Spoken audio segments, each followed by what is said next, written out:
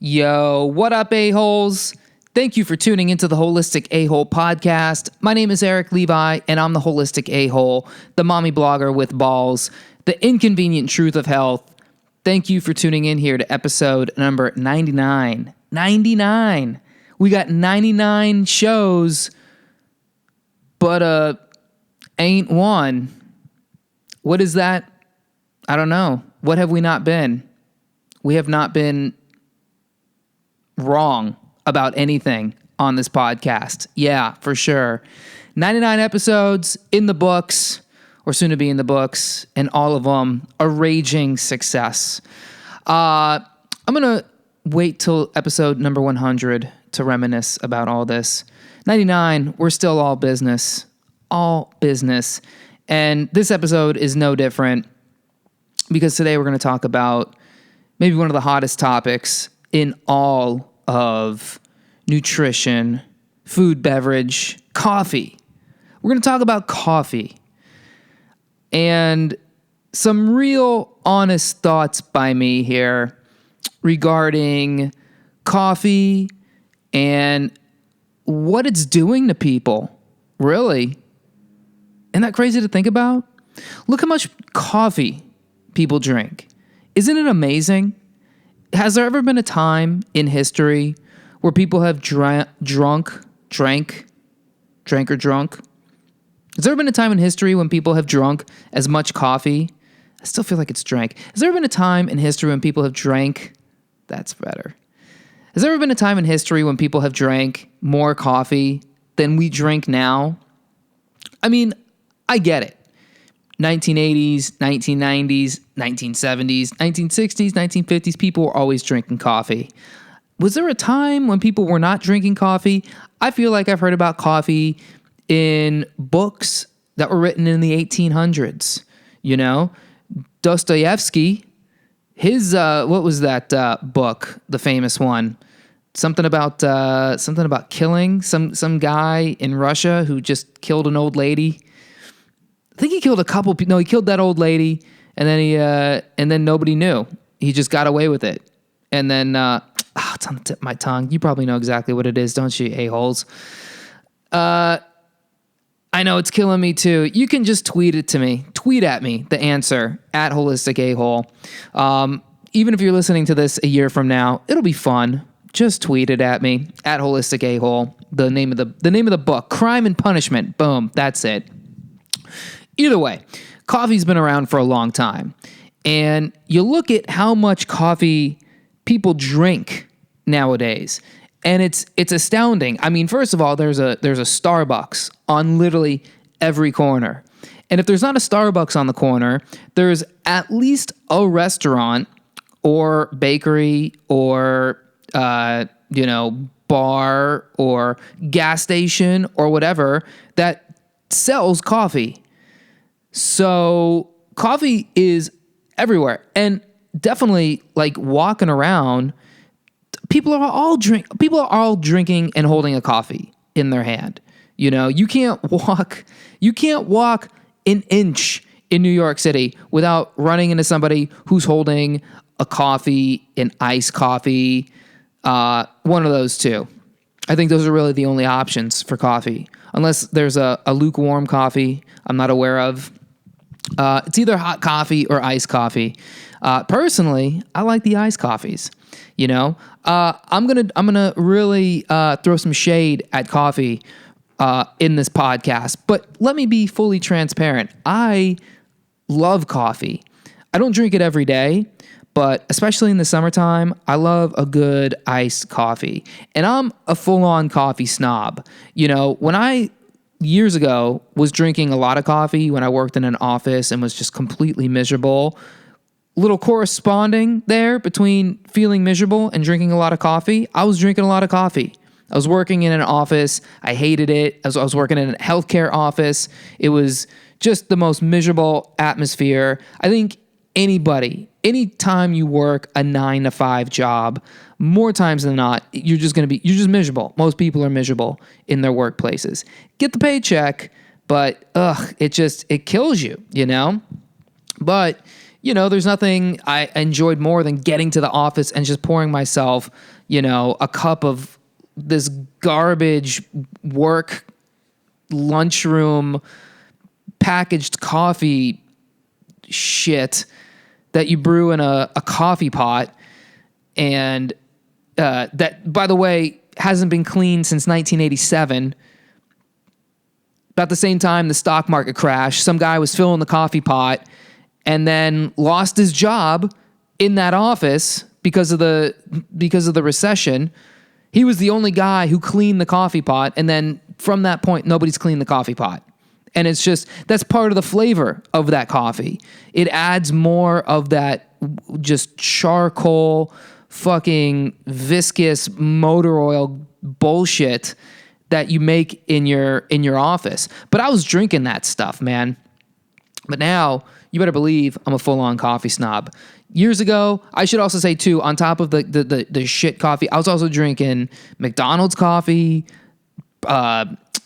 Dunkin' Donuts coffee. I was living in Boston, so I mean, there's a Starbucks on every corner in America except Boston, because in Boston, every corner in America has a Dunkin' Donuts. In fact, I lived down the street from the first ever Dunkin' Donuts, so you better believe I was just crushing Dunkin' Donuts, and everyone around me is just crushing Dunkin' Donuts. People are crushing multiple giant iced Dunkin' Donuts. Dunks, what is it? Everyone calls it Dunks coffee. The big ones too. Oh man, I was getting the big boys, the 16 ounces or whatever, where they have the big cup, and then it's small at the bottom so it can fit in your cup holder in your car. I think that's like a warning sign from nature, If the soda size cups are so big that we have to actually dysmorph it into a shape that makes no sense just so we can fit it in our cup holders in our car, that's the universe telling us we've gone too far. No more. Stop it. The cups are too big. We don't need this much coffee. Either way, I used to drink a lot of coffee. Now, not so much. Now, usually for me, it's a couple iced coffees a week, and this is the time of year where it's the most. That's the most I'm going to drink, Into the wintertime, I love hot coffee, but at the same time, not as much as iced coffee. And to be honest, paying $2 to $3 for a freaking hot coffee, it just doesn't sit well with me. So, yeah, that's my coffee bio right there. You can throw that on the Holistic A-Hole wiki page. So I get it. I get why people love coffee. I'm not coming from a perspective of saying people shouldn't drink coffee. I'm not saying that at all. In fact, I mean, look, to some extent, I don't even encourage it or discourage it. It's not really for me to say if someone should drink coffee or not, if you should drink coffee. Yes, I'm going to tell you the good and the bad of it, but it doesn't mean I think you should or should not drink coffee. Let's also throw it out there too that what I'm telling you today, none of this is medical advice. None of this is, me telling you to make drastic changes of anything in your life. Please consult your physician before you take any of my advice. So I get the good parts about coffee. They're good for mental clarity. A lot of people can think much clearer, when they drink coffee. Has just tons of cognitive benefits. I mean, there's so many studies about the cognitive benefits, the thinking, the mental benefits of coffee and caffeine. By the way, a lot of times I'm talking about coffee, I'm talking about caffeinated coffee.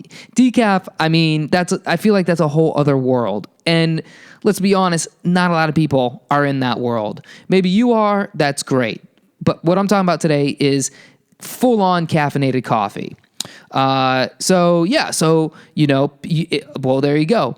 Energy. You get energy from coffee. You're lagging.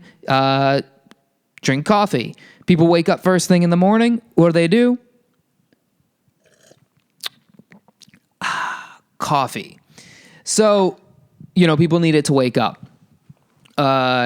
So So I get it. Yeah. So in these instances, sure, I understand why you drink coffee. I'm not guilting people about drinking coffee. But at the same time, I think what's happened is people are now have taken it to this next level of saying, oh, well, coffee's good for you. Like, you should drink coffee every day. You should drink multiple coffees every day. There's people, on the internet, on YouTube, all over. I mean, in real, like, medical journals, in, Harvard studies and Mayo Clinic studies. I mean, they're like, people should drink, 4 cups of coffee. People should drink 5 cups of coffee, and you'll be okay. And let me tell you, that's not a good idea. Okay, I haven't gotten through all of the positives about coffee. I don't want to sell it short. Okay, because the last thing I want to mention is it's a great source of polyphenols. If you're a health nerd like me, polyphenols, those are fucking magic. That's Harry Potter shit in your body. Those along with the antioxidants, those are what go and fight all the free radicals. They keep your cells nice and healthy. They keep damage from happening at the cellular level. So you want to reduce oxidation of your cells. You want to reduce free radicals. Good quality coffee is a good solution for that. Also, let's make sure we delineate that there is a difference between good quality coffee and garbage coffee. There's a lot about the supply chain of coffee that we don't know about. We don't know about the specific supply chain of where the coffee's coming from, because you hear people like, oh, it's fair trade Arabica beans, from the hills of the Chiapan farmers and the Colombian ancient Indians and whatever. Who knows? Who knows if any of that's true? It could be. Let's just say it's true. They wouldn't lie to us. Starbucks would never lie to us. Starbucks would never lie, right? They've got fair trade, good roasted coffee. But also keep in mind that, like, coffee beans are it's living matter. It's plants. So if it's exposed to something like sunlight and heat, you're gonna have a molecular change in the structure of the bean. By the way, that reminds me, the story of how they created black tea. Black tea originally was white tea. I forget when this is, maybe the 1500s or 1600s or something. And the Chinese had just started trading tea to the British. The British got their tea from the Chinese. So, they would bring these giant carts full of white tea, but then the white tea would be out in the daylight, and then the daylight basically just roasted the white tea and became black. And so, so at first the Chinese were like, it's all ruined. This is my Chinese accent, by the way. Oh, it's all ruined. Are we really from China? I don't know. We don't sound like we're from China, but we can't sound racist, so we're not going to do a full-on Chinese accent in this imagined scenario. But the tea's all ruined. It's all ruined. And the British were like, we don't care. We'll drink the tea. We're disgusting slobs. Look at our teeth. They're all missing, except for 4, and we don't take good care of them, so give us your ruined tea.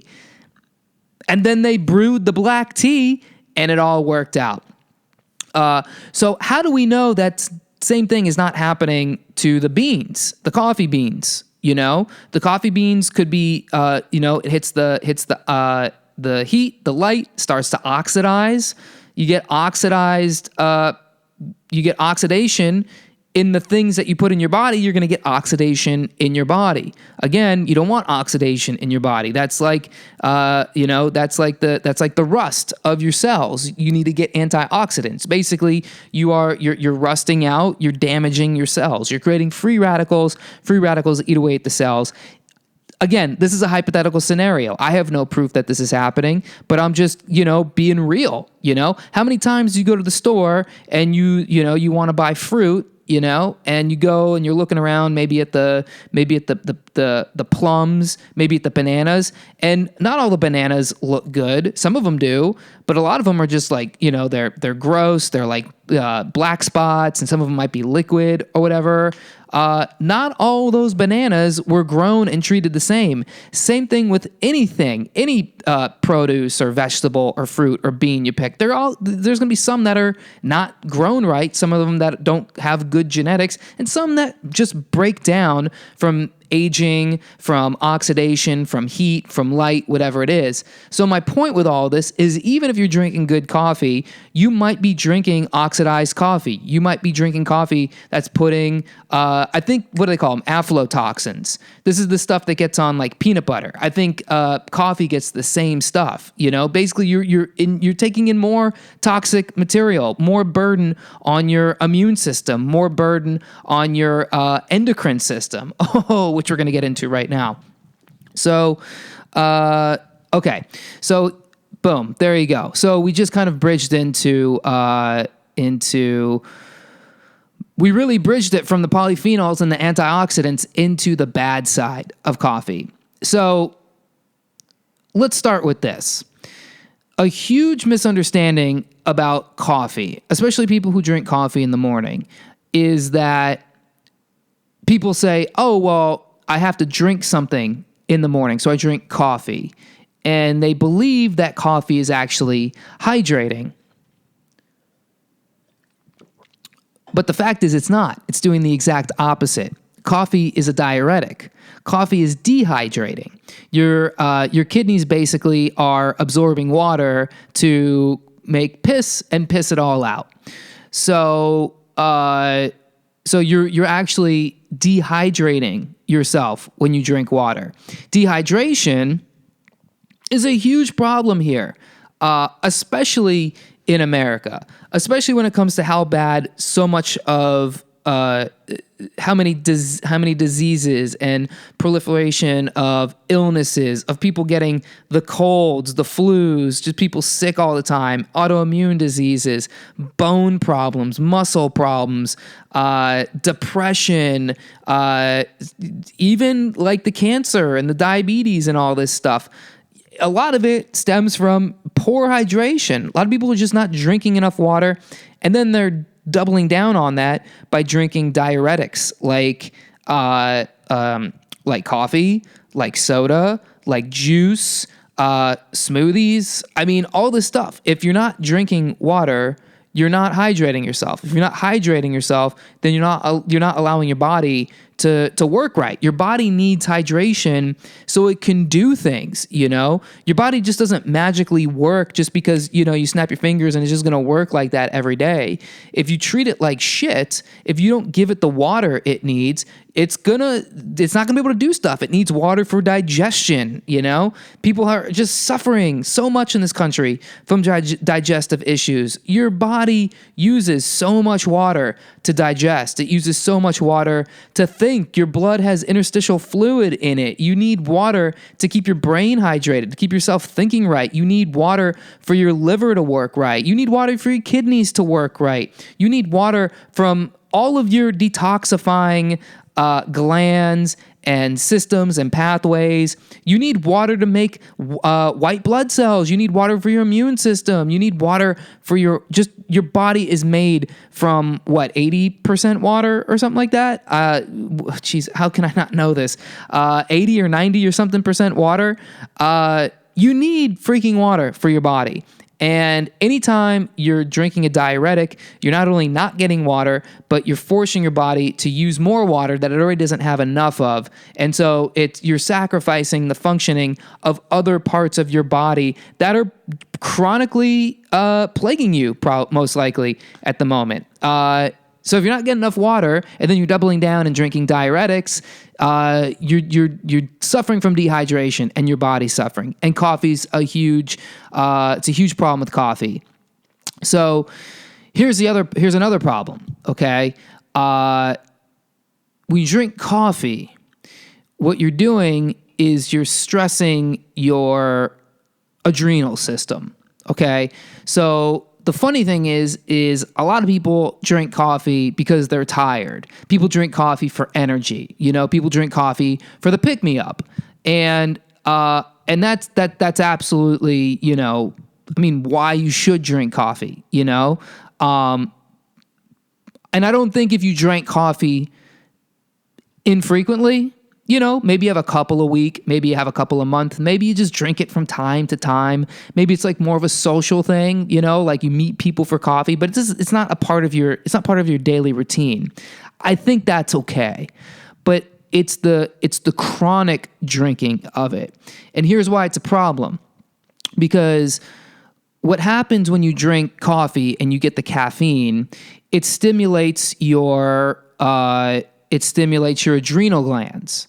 So you hear a lot about adrenal glands in functional health. Okay. I think regular doctors think adrenal glands are just hocus pocus. I think any doctor who puts a patient on, some kind of amphetamine, and does not address the adrenals first is a criminal. Is basically making their patient worse. And the adrenal glands can be completely healed naturally. Can be completely healed. I shouldn't use the word heal, but they can start the healing process and aid the healing process through natural means, mostly diet, supplementation, lifestyle, okay? Sleep, number one. That's how you're going to heal the adrenals. Let's get back to coffee. So coffee activates the adrenal glands. Oh, this is where I was going with this. So let me show you the adrenal glands, okay? So you have your kidneys, okay? We're talking about the kidneys, right? The kidneys think about like your midsection to the back. Okay, that's like where the kidneys are. You have one on your left, you have one on your right. They're probably about, I don't know, they probably fit in your palm of your hand. And again, that's where all of the fluid gets filtered, and then the pee is made, and then you pee it out. The adrenal glands are like the size of cashews, and one sits on top of each kidney. Okay, so those are your adrenal glands. So they make cortisol. They make cortisol and adrenaline, epinephrine, okay? For lack of a better word, let's just say it's adrenaline. That's what it is. Because we all know adrenaline. We're more familiar with that. So when you drink coffee, you stimulate the adrenal glands. The adrenal glands then make cortisol, okay? And then what happens? Your adrenal glands secrete the cortisol into the blood, and then what the cortisol does is it goes through your blood and basically sweeps up all of the glucose, basically all the blood sugar, okay? So it sweeps up all of the blood sugar and then brings it to like the muscle tissues. That's mostly where it goes. Cortisol, by the way, is the stress hormone. So you might have heard of cortisol before. It's the hormone that gets secreted by your adrenal glands in stressful situations, fight or flight, okay? So it evolved over the years. Like if we're on the savannah and we see a lion, the adrenals start pumping cortisol, so we know to start running away from there. Or if we're a gladiator in a match with with a lion or something, boom, that used to happen all the time. Now the adrenal glands pumping cortisol, so now we can fight the tiger. Mom's baby is stuck under the car. How to get there? Nobody knows. But mom's adrenal glands are pumping cortisol, so now she single-handedly deadlifts the car off the baby, holds it with one hand, pulls the baby out from under the tire that it was stuck under, mom just left the baby on the ground, got in the car, was loading up the car with probably groceries, put the baby on the ground next to the tire, and then runs over the baby, realizes the baby's run over, goes behind the car, picks it up with two hands, holds it with one hand, pulls the baby out with the second hand, drops the car, hugs the baby, kisses the baby, who's somehow still alive, puts the baby back into the car seat, and then drives off into the sunset. That's cortisol right there. So it's perfect for those scenarios. But if you're just sitting on your couch binging through House of Cards, you don't want cortisol. You know, if you're driving, you don't want cortisol. Even though cortisol is what makes you start just flipping people off and yelling at people. You don't want that shit, okay? You don't want cortisol really in most cases. You want your adrenals to just chill, okay? So when you drink coffee, it activates your adrenal glands. They start spewing out cortisol. Now your body's going into fight or flight. Now your body is like, oh shit, get the fucking sugar out of the blood, get it to the muscles. And then what happens? You have no more blood sugar. You have no more sugar in the blood. You have no more glucose in the blood, but you need glucose in the blood. The body needs the glucose in the blood.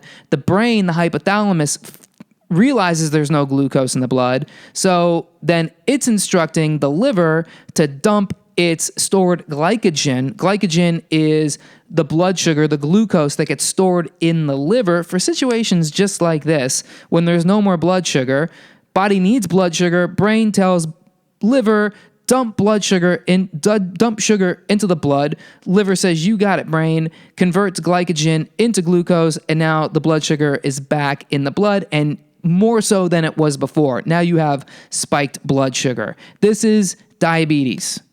This is metabolic syndrome. This is insulin resistance. This is where you start getting the insulin, so much insulin in the blood that it can't get into the cells. This leads to cellular dysfunction. This leads to, this leads to medication for the rest of your life. You know, blood sugar medication. This is what leads you to get fat. You know, this is what leads you to all these problems. And so I was curious about this actually because I knew I was going to talk about this, so I was like, oh, well, let me just double check and make sure I'm not talking out of my ass. Because what I'm talking about, this is physiology and anatomy. This is how the body works, okay? So I'm like, let me see if there's some studies that I can find to back me up. So I go on Google and I Google coffee raise blood sugar. You know, thinking like, okay, let me see if there's some studies on this. And then actually I got very discouraged because everything on Google comes back and says, oh, well, blood sugar does not, coffee does not raise blood sugar and it does not cause diabetes. So I was like, oh, that's interesting. So, so I go on to this website, healthline.com, because I've heard that healthline.com actually has like real doctors writing for it. And so I'm looking and it's like, there's this breakthrough study where they show that actually drinking coffee lowers your diabetes and not drinking coffee raises diabetes. And I was like, oh, well, that's interesting. Let's see this study. So I go to the study, and you could look it up yourself. It's called Changes in Coffee Intake and Subsequent Risk of Type 2 Diabetes, 3 large cohorts of U.S. men and women. It was published in the journal Diabetologia. Sounds like a diabetes journal. Or the name of a new wave band. Hey, high fives. Like a hipster new wave band. You know what I mean? So published in 2014. Okay. So what I do when I read studies, the first thing I do is I go to the bottom. I'm going for the real deal here. And I want to see who funded the study because, these studies are supposed to put their conflicts of interest. They're supposed to disclose their funding.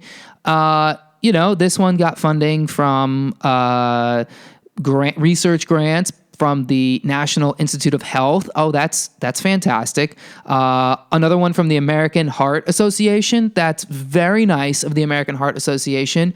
And Neztec. Oh, who's Neztec? Oh, Neztec, well, they just so happen to be a research and consultation firm associated directly with the food company Nestle. They make the Nestle bars. They make they make those, I think they make bonbons.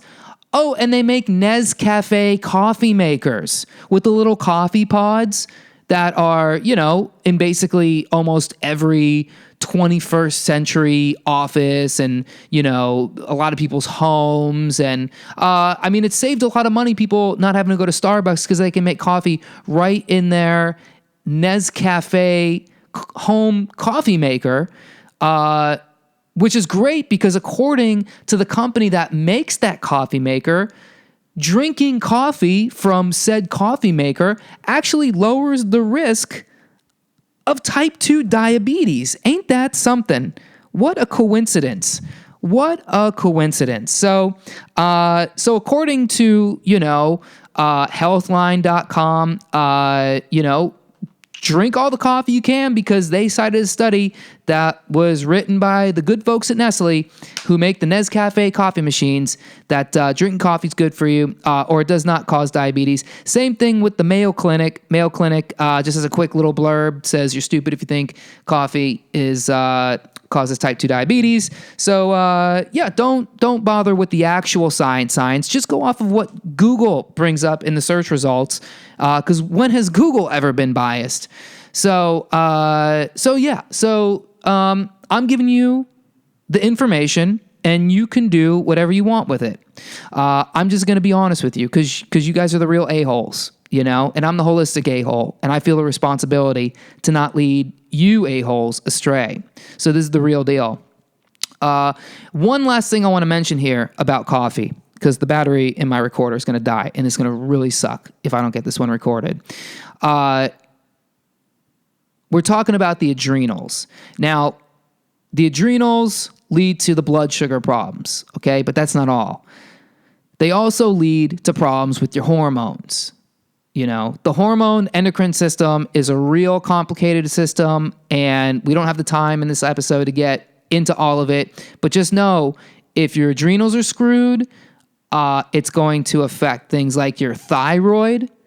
Okay. Oh, I should mention the way that your adrenals get screwed is you experience adrenal fatigue. That happens because when your adrenals are constantly pumping out cortisol, there's only a limited amount of cortisol they can make. And then once you've just exhausted that, once you've just been chronically stressed, if you're drinking too much coffee, not to mention if you're just stressing about life in general, which is the negative feedback loop of coffee, because a lot of people, coffee is not a calming thing for people. Coffee can sometimes accentuate those stressful, anxious feelings, So if you're feeling anxious and stressful, the coffee just accentuates it, which accentuates more of the cortisol being pumped. So you see what's happening. Cortisol is just constantly being pumped by the adrenal glands. Eventually, they just become not able to release any more cortisol. And if you can't release any more cortisol, you experience adrenal fatigue. If you experience adrenal fatigue, then things in your body stop working, okay? No more sex hormones, all right? Dudes, you want to get hard? You got adrenal fatigue? Not going to happen. Ladies, you want to get the juices flowing down there? Adrenal fatigue? Not going to happen.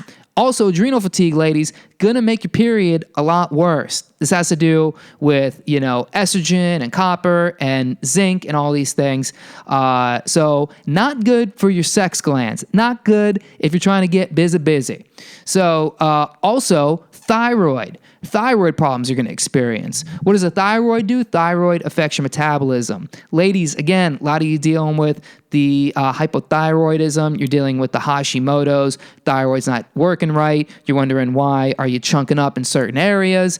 thyroid's isn't working right. That comes because you happen to be probably iodine and selenium deficient, and then your adrenals are exhausted. So you can't make any of the good thyroid hormone. Same thing with you dudes. Dudes have the problem with thyroids too. Got that little beer gut. You got that, those weird things on the side of your hips. Can't get rid of those. Got the little double chin, got the flabby arms. Get your thyroid together. How do you do that? Get your adrenals together. Chill out on the coffee. So that is those are my thoughts on coffee. Okay, so if you kind of call it, just to kind of sum it up here, I'm not against coffee. Drink coffee. I'm going to drink a coffee tomorrow, actually, but don't drink it every day. And by God, don't convince yourself when you're drinking it that you're doing something good for you. If you drink it and you're like, I know what's going to happen to me when I drink this, if you know from the physiological, anatomical definitions of what happens to your body when you put coffee in your body, then drink at your own risk.